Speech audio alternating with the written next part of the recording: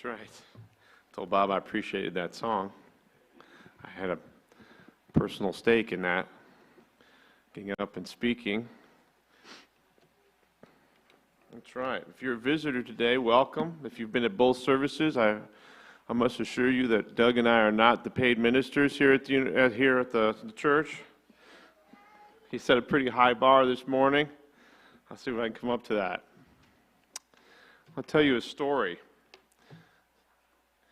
I guess it's a good story for this time of year, but it's certainly not a Christmas story. It's about Artaban. Artaban was a Magi, and Magi were the wise men, but Magi were from Persia. They were scientists, they were physicians, they were scholars, and Artaban had heard that the king of the Jews was to be born in Judea. And he had gotten together with the Magi that wanted to go see this great event. And he sold all he had. He sold his home, and he sold all his possessions for 3 great gifts. He had a beautiful sapphire, a great ruby, and the largest pearl that anyone had ever seen. And he was taking that to Jerusalem. So he had planned to meet up with other Magi, and then they were going to go across the desert together. On his way to the meeting place on his horse, he stopped in a palm grove to rest the horse and rest him because he was in a hurry.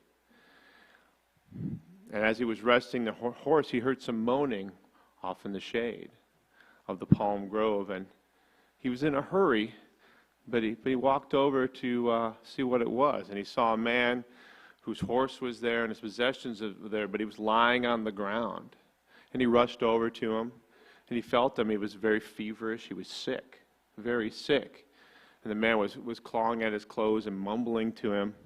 And by the looks of him, they were in Babylon, and he looked haggard. And by his features, he could tell that he was Jewish.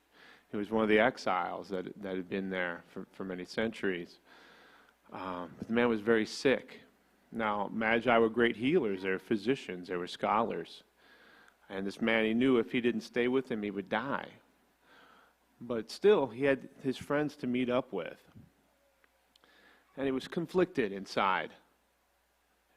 What would be better to do? Would it be better to meet up with his friends and make sure that they could get across to see this king of the Jews, or should he help this man who was right in front of him? So he decided that he'd do the best he can for this man. So he had some healing herbs and some medicines in his tunic, and he mixed it up with hot water, and he tended to the man for many hours.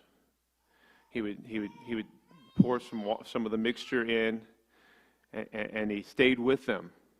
And pretty soon, the man was able to sit up, and he was able to take some food. And he thanked him. He said, I thought I was going to die out here by myself. I thank you. And Artaban left him some bread and all of his water. He said, this will help you. I have to leave. I have to go. And he told him his story. And the man, although he was sick, he said, well, if you're going to go see the king of my people, it's prophesied that he's born in Bethlehem, not in Jerusalem. So don't go to Jerusalem, go to Bethlehem. So he thanked him, got on his horse, rode like the wind to the meeting place.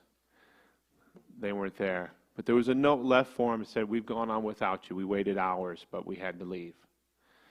But with the people he was meeting up with was the caravan, was all the supplies to get across the desert. And he couldn't, he didn't have any food, he didn't have any water, he just had in his horse. So he knew he would have to go back to the city to get supplies, a lot of supplies for that trip. So he went back and he gave up his blue sapphire to make the trip. So he got the provisions, made his way, didn't stop in Jerusalem, went straight to Bethlehem because the man told him. So he got to Bethlehem. There was a stillness over the city. It was a weird calm. It didn't feel right.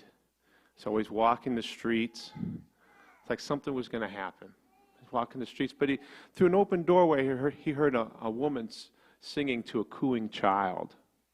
So he stopped in and knocked, and I was just asking her what's going on in Jerusalem. She said, well, we've had a lot of visitors lately, and she's talking about what she's doing, introduces her to her little baby boy that she has, and she asks, I don't have much, but you've traveled a long way. I've seen men dressed like you because, if you're a Persian Magi, you're dressed richly. And he said, oh, you have? And they started to talk about that. She said, yes, I saw some men that were dressed like you just a few days ago, but they've left town. They're gone. They said, oh. He said, I need to find where they've been. So they talked some more, and she laid out a simple meal, and then all of a sudden, there's screaming in the streets. There's yelling, there's people crying, there's obviously sounds of conflict. And he goes out and looks, and there's people screaming, it's Herod's soldiers, they're killing our children. And they see soldiers going in and out of houses, swords dripping blood, hands dripping blood. And the mother grabs the child, runs into the corner. Once again, he's conflicted. What does he do? He really needs to get on his way. He needs to find this king. Apparently he was born already, but he sees this woman with her child, and she was so good to him. And he stands in the doorway. Herod's soldier comes up, his sword's out, and Artaban says, there's nothing in here for you. And he holds out the ruby. There's nothing in this house that you want to see. The soldier grabs the ruby and keeps going down the street. Said, there's no one here in this house. Let's keep going. The woman thanks him. Says, you saved the life of my child. And he said, well, bless you, but I have to get going. I have to go see the king.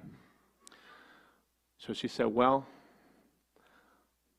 the house where these men went, the men that looked like you, that family left town. It's rumored that they went to Egypt. I don't know if that'll help you. He said, well, thank you. So Artaban went to Egypt. It's a long way. It's a long way. While he was in Egypt, he looked for the king in Egypt. And people didn't really know, couldn't help him. But there was a rabbi there. He said, well, I can give you a hint. If the Messiah was born to us, you'll find him with the lowly and the poor and the despised of our people. That's where you can look. So wherever he traveled, that's who he stayed with. That's who he made his friends. He befriended people that were friendless. He saw people that were hungry, people that needed help. And it seems like he always stayed a little longer than he originally wanted to because someone needed his help and his time. And he traveled all over the area, not only Egypt, but all through Palestine and to Greece, and he was looking for the Savior. Years passed. He became a very old man. Over 30 years had passed, and he found himself in David's holy city, back in Jerusalem. He'd been there a few times over the years, hearing that perhaps that king had been there, but he'd always missed him. So he was in town, and it happened to be during Passover, and there were so many people from across the Roman Empire, people from his land of Persia, people from all over. And while he was in the crowds, he heard a lot of commotion. People were talking, and he asked them, what is it? They said, there's going to be an execution today. The Romans are executing 2 well-known thieves and a man who said he's king of the Jews. He thinks, could this be the king that I've been looking for over these 30 years? And he thinks back to the pearl. He said, I can use this pearl to ransom him from the Romans. So he's rushing towards Golgotha with his pearl. Rushing as much as he can because he's an old man now with white hair. Still dressed in his robes, but still an older man. And as he was crossing the street, some of the Macedonian guards were dragging a young teenage girl behind them by the hair. And when he got up to her, he stopped and looked on her with compassion. And she was able to break free of the guards and ran up to him and grabbed him around the legs and said, please have pity on me, sir. So my father was a merchant here in this town, but he recently died, and they're taking me for his debts to sell me into slavery. This is a fate worse than death. Can you help me? You can imagine the fear of a teenage girl in that situation. But once again, he's conflicted.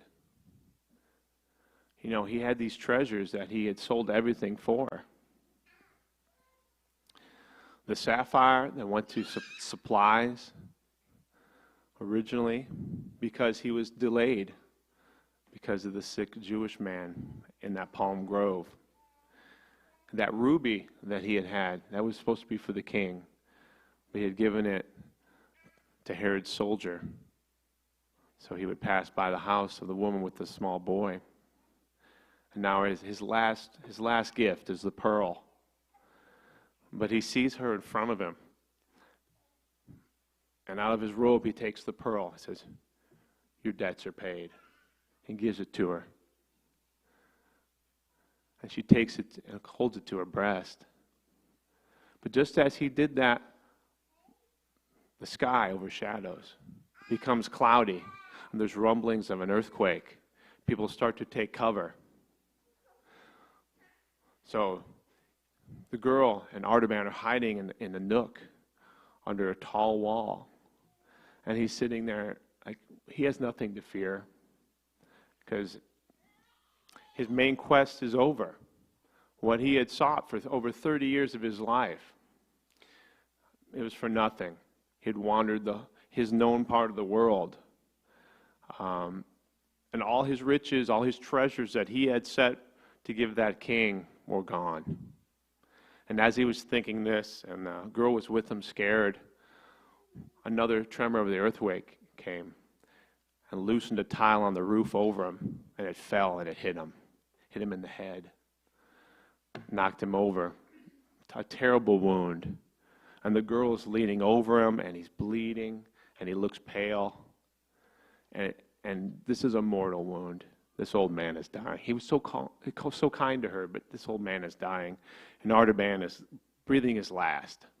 And she leans over him, and it's still. And she hears him whisper, "Not so, Lord. When did I do these things?"